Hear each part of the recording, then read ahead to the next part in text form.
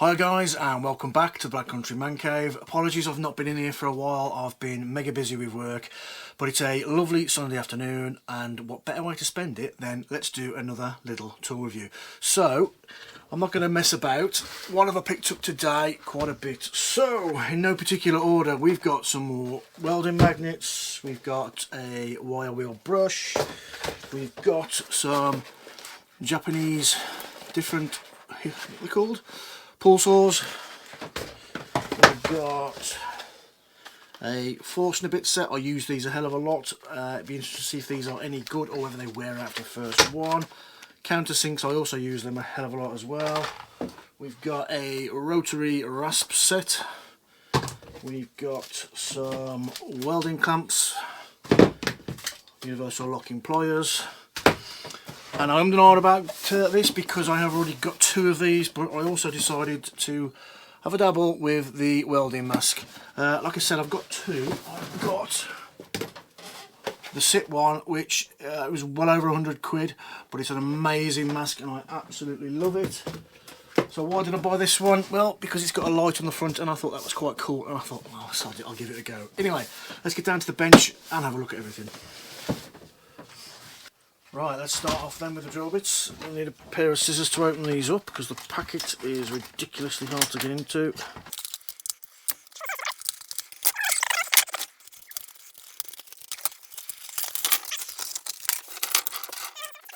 So I've got a piece of MDF and a piece of, I think that's mahogany, not sure. I'm going to change the camera angle so you can get a better view, bear with me. Right, let's put a block down there to protect my worktops. Let's, how are we going to do this? Let's try that first.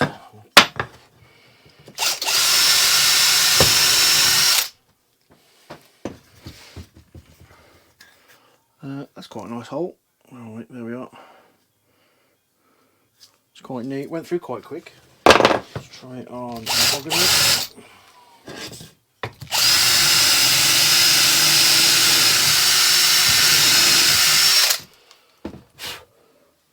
That's pretty neat as well. Went through quite quick but struggled at the end. Let's try a bigger one. Let's try that big brute.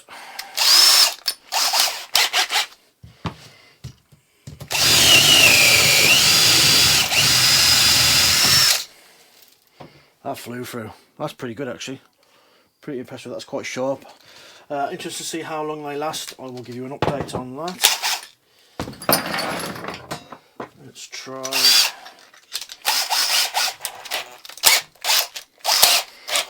And I do use these a lot when I'm doing woodworking. So let's have a go on the MDF.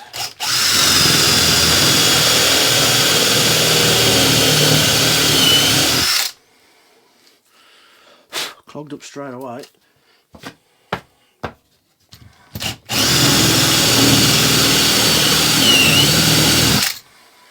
Yeah, it's clogging quite bad.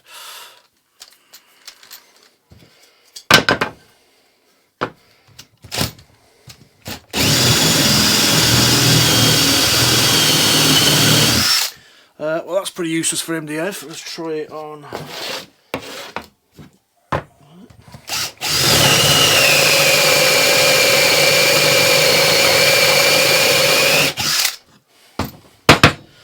That's pretty good. That is a pretty clean hole there, and that went through really quickly. Obviously with MDF it does bind the bits up, so it's not really a fair test, but that's not bad. Let's try a small one.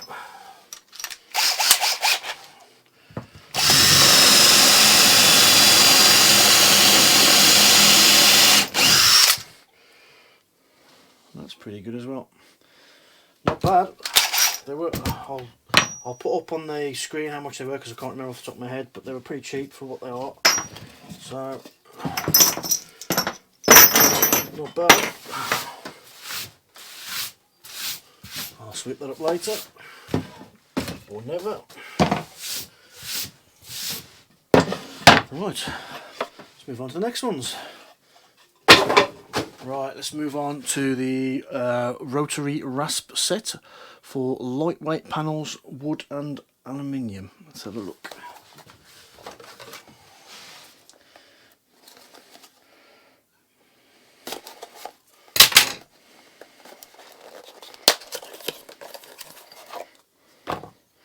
Oh, it's a bit posh, isn't it? It's quite heavy. Got a good weight to it. They don't feel all that sharp, to be fair. But let's give it a go. I'm going to have to get that wood back that I've just thrown away. 1 second.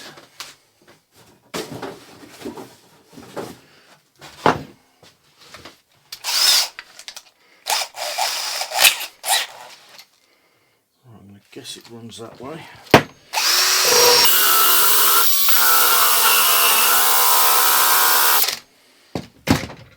That's not bad. I wouldn't say it was amazing. It certainly works.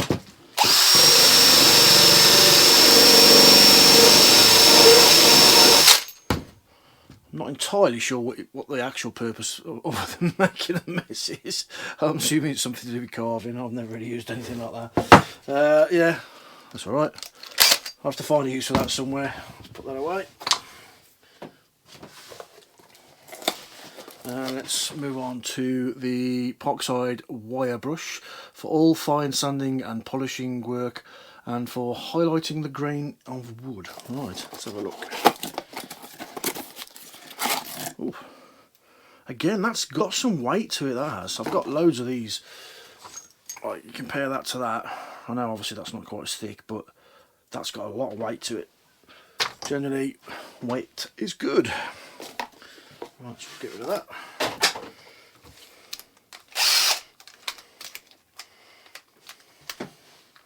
Come on, fingers, work. Right, let's see what it does to this.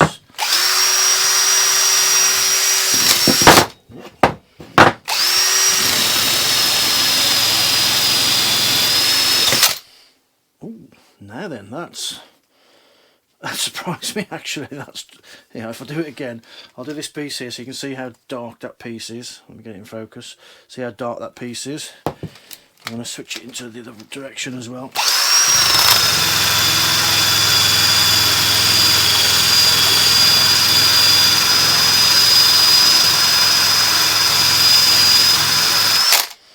That has cleaned that up pretty damn quickly. Impressed with that.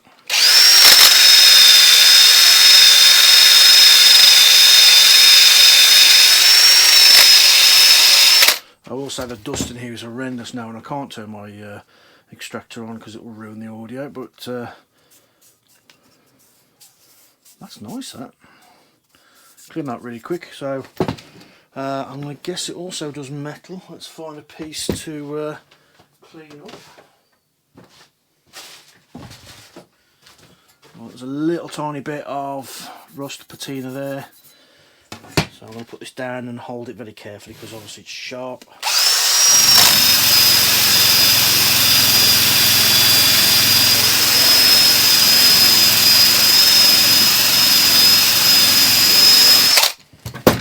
Okay, I'm impressed with that. Look at how clean that is. How polished that looks. That's really good. Again, this was only a few quid. I think it was somewhere between 3 and 5 quid. I'll put it up right now, but I'm also pretty impressed with that. Yeah, I'm going to guess it could be used for de-rusting stuff as well, but yeah, I might see if I can get another one of these because that's pretty good.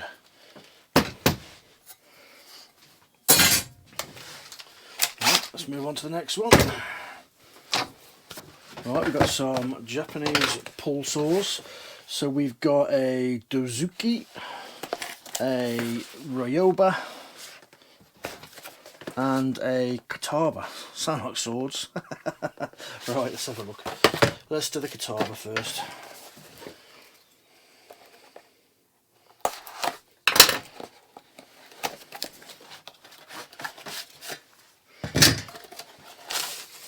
Instructions. Yep. Right, let's have a look. Now, I will say, first thoughts out the box, feels flimsy, but let's have a look. I'm going to guess, what do we do? How do we do it? Ah, there we go. Push that, and that opens and then locks.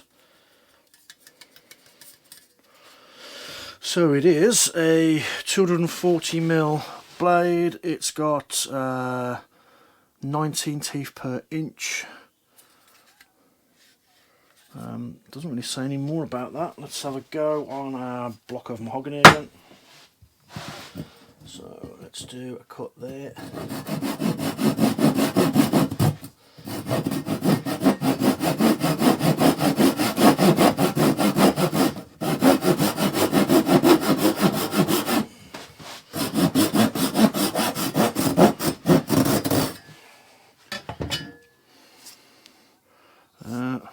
I've got to be honest, I don't think that's, where are we? I've got to be honest, I don't think that's the best of cuts, to be fair. Yeah.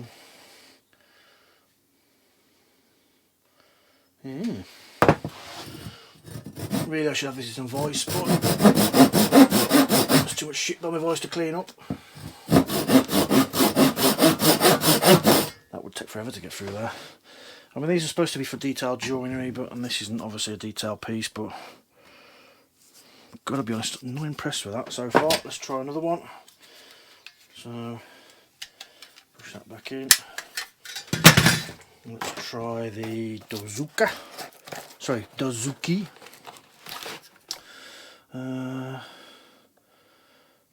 There we go. 50% better gliding, 30% longer service life, and 40% easier storage compared to the old one. And it's total length of 540mm, 240mm blade, 19 teeth per inch again. Makes clean. What did the other one say? Yeah, makes clean and fine cuts with little effort. And so does that one. Let's try that. Push that again. Ah, this one's got a reinforced back to it, as opposed to that one.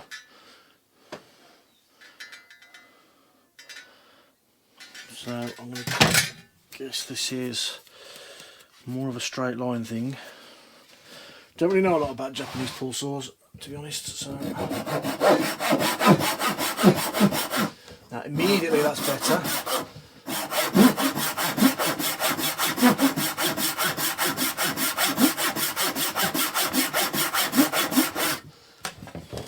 As you can see, look, there's quite a noticeable difference there. That's quite a fine line. That one's obviously quite a thick one. So I'm going to guess this is more for fine detail work. Again, I don't think it's all that sharp though, because I know this is a hardwood, but feels like it would take forever to get through that. Right, let's try the other one.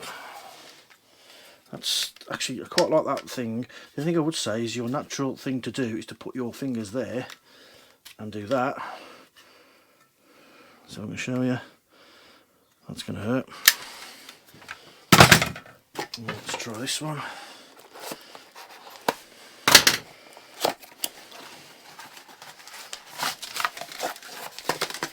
And this is the Ryoba. 540 length, 240 blade, 7 teeth per inch. So it's saying makes clean and fine cuts with little effort, but if it's only got 7 teeth per inch, sorry, it's double-sided. 17th per inch top side, 19th per inch bottom side. So, let's have a look. Oh, off that popped. Blimey, that was a bit aggressive. How's that going? Okay. Right, so you've got a rough side and your fine side. Right, that's very flexible. So this can be used for doing things like if you've got a dowel in here and you want to cut it flush, you would do that because the blade is so flat. But let's try the rough side.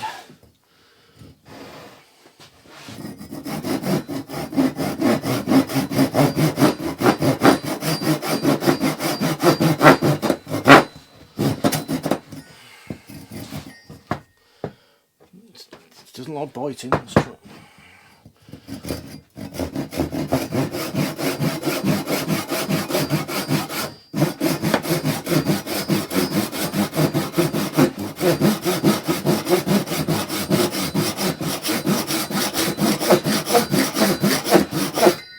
be a lot easier if I got this in a vise or clamped down, but yeah, that's quite a rough cut, that, and I've gone off the line there where the saw's jumped. Yeah, right, let's try the fine one.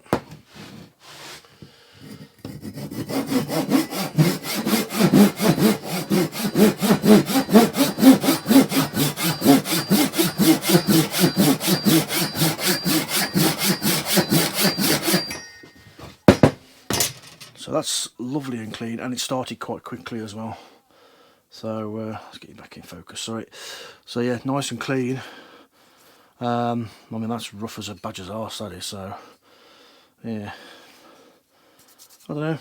Again, I've not really used these saws before, so it'd be interesting to see what I can do with them, if anything. But I think they were $7.99 again. I'll put it up on the screen. But for that kind of money, yeah, all right. I'll get some use out of that somewhere. Right, put these out of the way.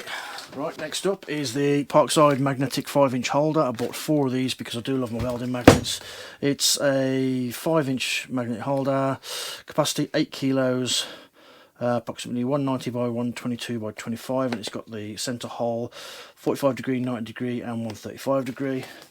I do use these a lot with my metalworking, so the more the merrier. Yeah, you can't have too many clamps, you can't have too many magnetic ones either. Let me get a knife, hang on. Right, let's have a look. Now I have actually already got some of these, and I have used them, and they're really good, but they're on a good price again, so yeah, it's a nice heavy magnet, pretty strong.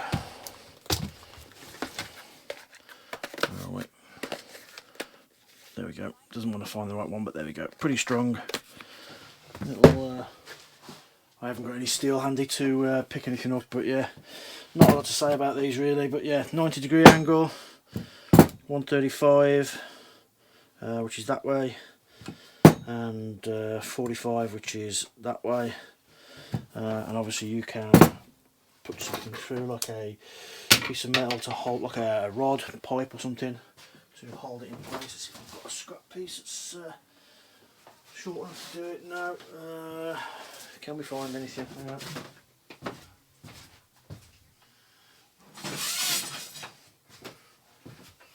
Here we go. So it's got a bit of thread. And you pop that in there and do whatever welding you need to do.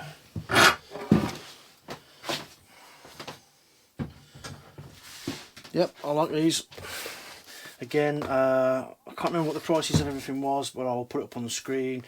I bought all this stuff because I thought it was a good value for money, if it was any good, and so far I've been very pleased. Get these out of the way.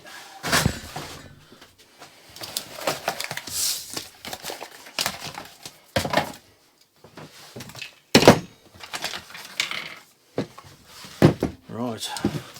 Now it's time for the welding locking pliers and wide locking pliers.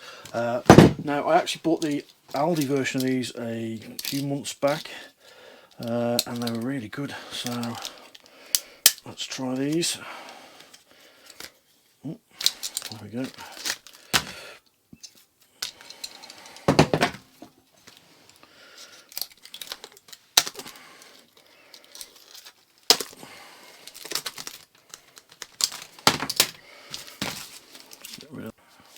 And if you need them, there is instructions which are typed inside there, but we don't need them.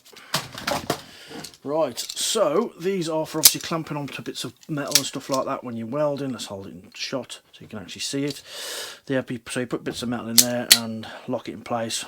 I do quite like the fact that it's got a bit of green, what is that, it's like a rubber or something, or heat shrink or something, and pop that, and they pop open, and then obviously you can adjust the thing at the back, and again, like that. Same with these. If you want to clamp onto a bit of metal, like so, and once these are clamped on the way that these, it's like a mole grip style, once they've clamped on, they're not coming off, they're brilliant. And you can obviously adjust the gap there for different thicknesses of metal. You could also use these to bend metal if you wanted to, so you could clamp onto one piece, clamp that down, and bend it up, and do that. Love these, they're great. Again, you can never have too many clamps. And then we've also got a normal pair of mole grips, that's what we call them in the UK.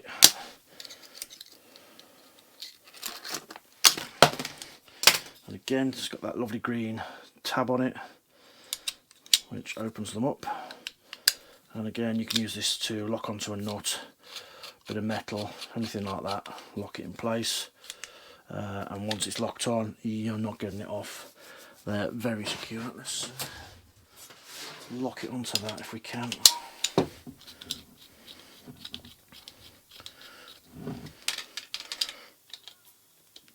Not too much. And that is absolutely rock solid on there. And then just push the lever to unlock it. Again, these were, I think they were on about £5. Brilliant for the cost. Right, and the final thing we've got is the Parkside automatic welding helmet. It is PSHL2D1. It's got an integrated LED for optimal lighting of your work area with a separate switch. It's got a true colour filter. So the true colour filter for more realistic colour display. The darkening time is 0.0004 seconds as per EN379. Field of view is 9.2 by 4.2 centimetres, and it's got an adjustable DIN protection level between 5 to 9 and 9 to 13 UV. Batteries are included, and to be fair, on the box it looks quite smart. Right, let's have a look.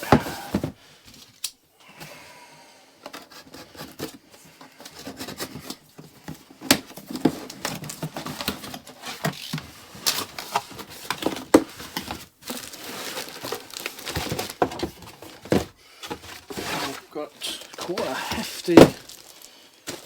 hefty instruction booklet there, to be fair. Is it all 10 different languages though? Yeah, you've got about 20 pages in English. A lot of that's warranties, but yeah, I'll have a look at that later.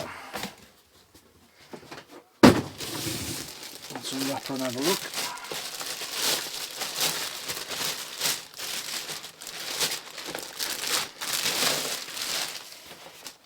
Now, I'll say I like the colour scheme. That's quite pretty. Reasonably light. Let's take that off. And it's solar powered. There's two solar sensors at the top, and the LED is in there. And let's have a look from the back. Pretty standard affair. Right, let's give you a look inside then. So, move that out of the way. Let's see if I can focus on that. So, you've got your screen there. That tape obviously comes off. You've got your darkness settings there. So, one will be your delay and one will be your darkness, I'm going to assume. Let's have a look. Where is it? I'm trying to read the writing. It is small as hell. Hang on. Yeah, one is delay and one is sensitivity. You've got your LED control there.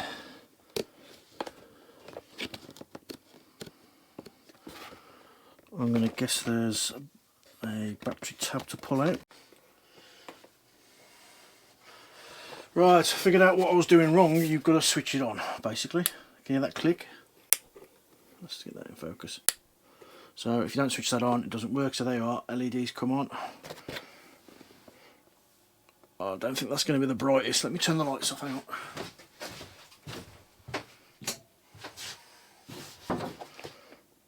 Right.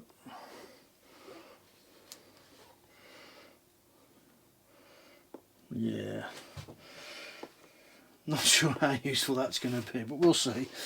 Let's turn the lights back on.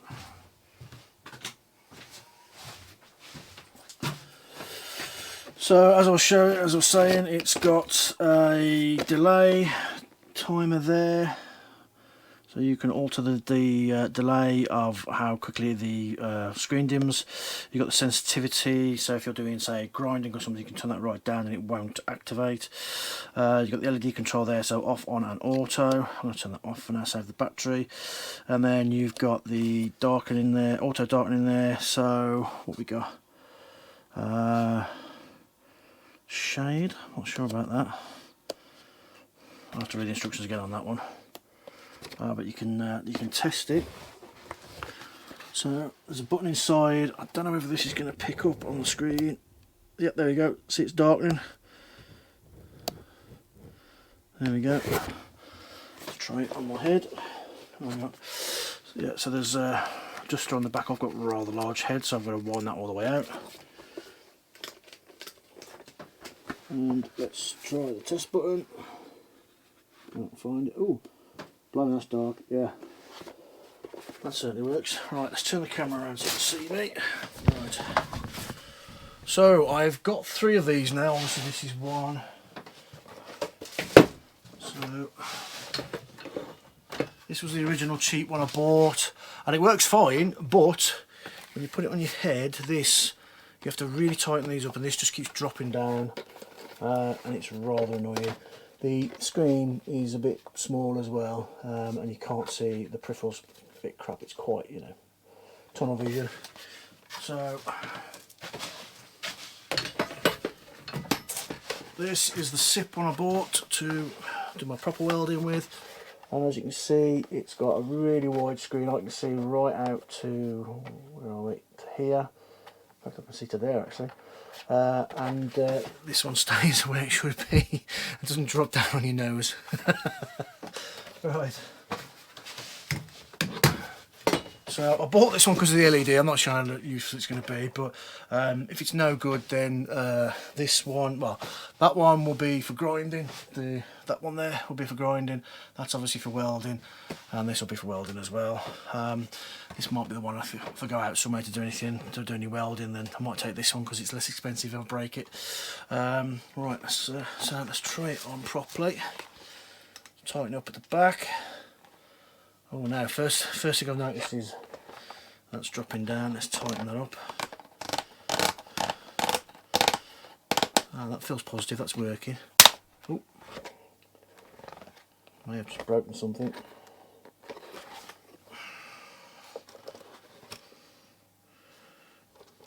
Not just broken. Not just broken before I've even used it. Hang on.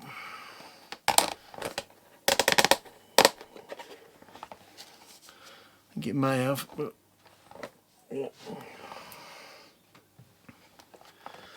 it's quite comfortable. The line of sight is to there, so it's a little bit better than the other one. The screen itself's nice and clear. Yeah, always seems to be these things here. The attachment that holds that is naff on these. But yeah, it's not bad. And you control your settings via the side. So 9 would be your lowest, which would be kind of your grinding setting. Or your grinding setting's actually there. It's labelled. Let's see if I can get you on camera. It's written there. And then you go 9, 10, 11, 12, and obviously it depends on what kind of welding you do, what kind of welding that you're doing, that you need a darker setting to protect your eyes. Right, I think the best thing to do now is to actually do some welding and see what it looks like. See how it darkens up. Right, back in a second. Alright guys, this is a little bit quick and dirty because I just cannot be bothered to clean my man cave up to do it. So I've just chucked a bit of scrap ply down just to try and protect everything, and I've obviously got the helmet on. I've set up just a bit of flat bar and a bit of round stock with a magnet holding it in place. And as you can see from the front, if I get it in line with the camera, I've got the LED on to see if that helps me at all. I can see it, but I don't think it's going to do a great deal. Anyway, right, get ready for some sparks then, guys. And this thing is already annoying the hell out of me because I think this is broken straight away because it won't stay up properly. But yeah, that's annoying. Anyway.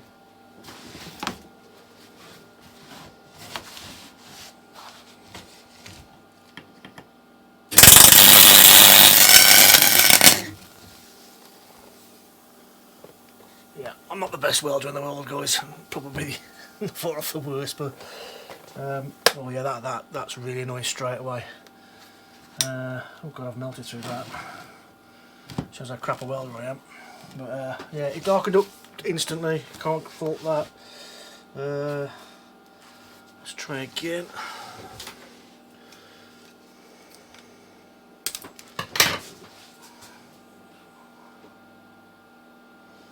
My wire speed was a bit too high there. Right, let's try again.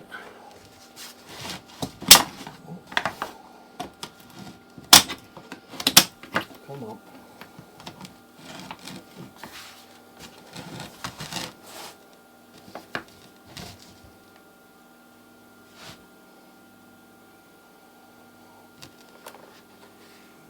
I will say I'm actually struggling to see through the lens properly to see what's going on. Yeah, I can't see through the lens properly. That's going to get annoying so quickly. That's why I've been the old one. Right, hang on. Right, the light is completely useless. I cannot see the tip of that. Let me just switch helmets a second.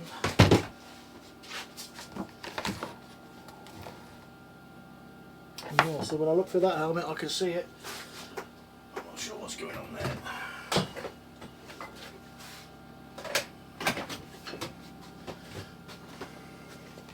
Let's try it without the LED.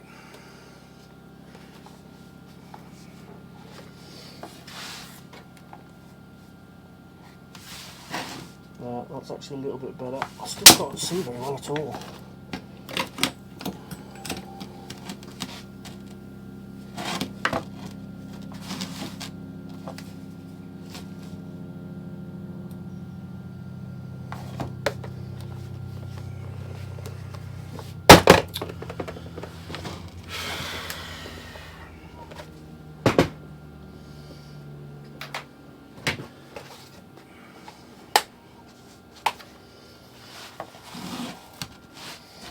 Took my glasses off because I think that might have been the problem, is that I was actually looking for the wrong side of my varifocals. Right, I can actually see that much better now, so let's have a go.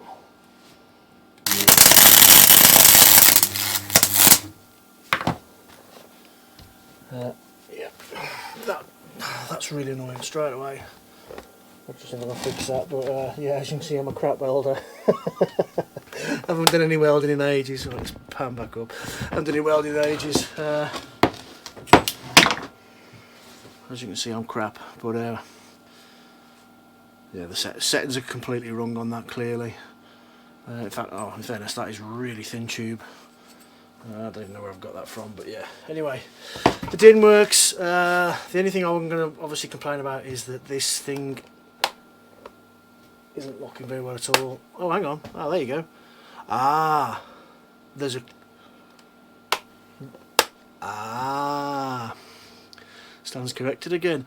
There's, if you can, I don't know if you can hear it, but there's a click. When it gets to that click, it stops it falling down. Oh. I quite like that actually, but yeah, that's not bad. The once I took my glasses off, because I'm short and long sighted, so they're varifocals, so the angle that I was looking through my glasses at was for the top half, which is no good because that's for long vision, so it was blurry, I couldn't see very well. But once I took those off, not a problem at all. Yeah, it's comfy on the head, and now that I've worked out that click thingy, there we go, you can hear it. Put you by the microphone, you can hear that. Click, click, yeah. But yeah, it looks quite snazzy as well. I quite like that. That'll be me backup / grinding one. I think again, I think it was. I can't remember a bit. I think it was 25 quid. I think. I could be wrong. Again, I'll put the price up here. But yeah, you can't fault that. If you're just getting into welding, it's ideal for starters. I mean, that's the one, the proper one I use. So this was 120, 130 quid, I think. Somewhere between 110 and 130, I can't remember. And it's leaps and bounds better, but it's got a full panoramic view. But this was 25 quid, 125 quid, let's say. You know, it works. The LED's crap, but yeah, 25 quid. Can't moan at that. And quite snazzy. Right, put those away.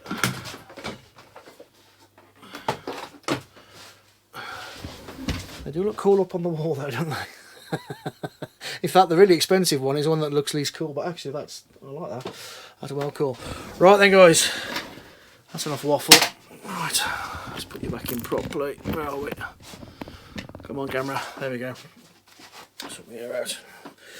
Right, anyway, yeah, so for what I paid for all those bits, really impressed. Not really 100% sure what I'm going to be doing, if anything, with that.